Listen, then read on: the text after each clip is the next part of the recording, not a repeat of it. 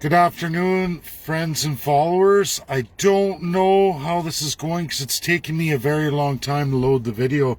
I got Wi-Fi off and now I'm going on my plan here. Let's see what happens. We'll see if people log on. I didn't like how long this has taken to load. We have to have a critical talk here.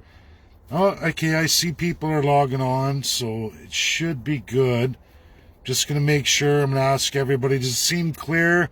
Those watching, this is a very, very important video. I've tagged a number of people in this video for various reasons, and I'm going to get into it here. But I see Deanna. Could you just tell me, Deanna, if you guys can hear me? I hate how sometimes it doesn't tell me what comments are. It happens quite a bit, and then after I've done the video, I go back and I see all the comments. Hello, Dave. Karen says, Karen, is this clear? Is this video going very well? I have to ask because I'm having a little bit of trouble even loading a Facebook Live here. One of you guys, I see the thumbs up, so it must be good. Okay, everybody, we're going to get into some serious implications of a talk we're going to have right now, and it's on my ICC letter. For the 1,000 who signed, it's a little over that, but we're going to get into that. I haven't released that yet, and we're going to get into it why. So Basuda was the prosecutor, still is currently the ICC prosecutor for the International Criminal Court. However, she's put in her resignation for July. And now we have Khan from the UK going to be taking over. Now, she's stated publicly and when I got in touch with the office that she won't be taking any more cases. This Israel-Palestine investigation is her last. There were sanctions placed on by Donald Trump near the end of his term before Biden assumed presidency back in February, okay? One of his last actions was to impose sanctions on her. Biden lifted those, so I took a step back. And now I've reached out to that office again, but here's the problem. Phone isn't going through even with the country code. It redirects to I can fax or I can email. And again, it's a very limited email, only basically a cover letter size. I'm not allowed to send anything that I sent out on both Twitter to the UNSC 5 permanent members and publicly to each and every one of you leading up to our great presentation, an entire set of exhibits over 1 year against the politicians right here in Canada. Those I've tagged, and there's a reason for it. I'm not going to get into why I tagged them. They're tagged in this video to look at it, just to look at it. They're not actually involved in what I'm pursuing here. Today, angry Albertan, I watched the video. Grace Life Church, he drives right up in my hometown, out in Alberta, Spruce Grove, Alberta, where our CMP locked down the church, closed off the road, turning everybody away, shutting down the church. Absolutely officially shutting down Grace Life Church and Pastor Coates from doing any kind of religious services at all. At all. I don't know what the fine implications are, what's going to come in the news, but I can tell you all this. I can't send the letter, just as one half of the United States internal structure of foreign relations in their state system wouldn't allow me the same principle, 10 megabytes, basically taking out all of my exhibits, all of my arguments, throwing them away, and just a cover letter. In reality, that is just me stating an affidavit of a crime possibly committed here and having them investigated. Without exhibits, there's no way anyone has any responsibility to look at it. The second major problem here is they give me an option now, exclusively only one option.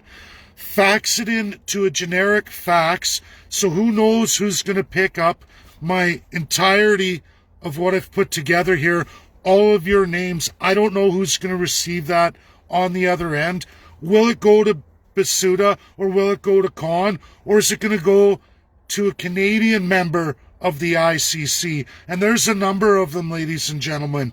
1998, I have absolutely all of it, which is in my letter. And I know for people watching, you may not understand this. Lawyers would understand this. There's a problem when I'm making an affidavit with exhibits against my country's politicians who have full authority to assign people in the ICC.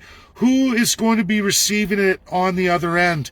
If I can't have strict confidential line access to specific prosecutor or prosecutors in the ICC, who knows who's going to get it? How many Canadians on the other end, sworn to our crown and the politicians named in that document, are going to turn around and discard that document? Let alone, I can't even send exhibits unless, and the full letter and all of it in its bulk, through fax or by mail. But I'm not allowed to register it specifically to any of those prosecutors mentioned. Who will get access to it first, and where will it end up? You can look at Lewis and Hole law right here in Canada. It goes through Canada's involvement in the ICC as a member since 1998. I know the Crown system. I know the Crown powers. I even know which judges are sworn to that Crown in the ICC. I understand United States reluctance and some of which why they're upset with the ICC. But I don't even think they understand this colonial Crown power and the absolute swearing of an oath of Canadian and many members foreign that also have those same powers still embedded in their constitution, which overshadows those lawyers, specifically judges ascended. Which ones are loyal to a crown which is of their own country, overriding international law? Who knows? This is the problem. The other thing is, if I do registered mail and I send it through Canada, am I going to get flagged should I put out a letter in Canada? Will they open the mail and go through it before it even goes on? I don't know. Which brings me to the idea that maybe I'm going to have to print it all out in absolute hard copy, drive to a border location, use American customs, and have an American on the other side transfer funds, have them mail it out from the United States of America. That's what I'm looking at here, ladies and gentlemen. I don't know. This is how complex it's gotten now. And it really puts out red flags. It's absolutely scary. I'm going to use the most powerful communication online tool in this world, Twitter, believe it or not, to absolutely circumvent my country and go directly to these people. That's all I have secured left. And at least it's public. That's all I have left to go with. And I may have to do it publicly that way. I don't know. Or hopefully one of these people that's not embedded in that system of crown colonial power like Canada will answer back. It's scary, guys. It's scary. It's scary what our government's doing to Grace Life Church. What's happened to freedom of religion when it's bound absolutely in international law under the UN Charter 1945, cemented in 46. Absolutely. How is it any country can usurp freedom of religion in the face of utilizing freedom of movement, meaning we're going to put it way up here outside of international law and absolutely take freedom of religion protected, enshrined, not only in international law, but right here domestically in Canada. Take that, crush it, push it down here with the absolute crown power and say, it's okay, our politicians are going to utilize freedom of movement, regardless of the global listed pandemic, which is more and more looking like a scamdemic, provable as stats come in by the grace of the state of Texas. The stats are in and I'm logging all of them, screenshotting them, and I want friends and followers, people across all aisles to understand something. It's all about what is fact, what's provable, what's right in front of you. Texas is providing those statistics right in front of us now, defying the pandemic and going with the narrative of fully opened without everyone vaccinated, and cases are crashing, statistically crashing. This is damning and damaging for Canada and Canada's narrative.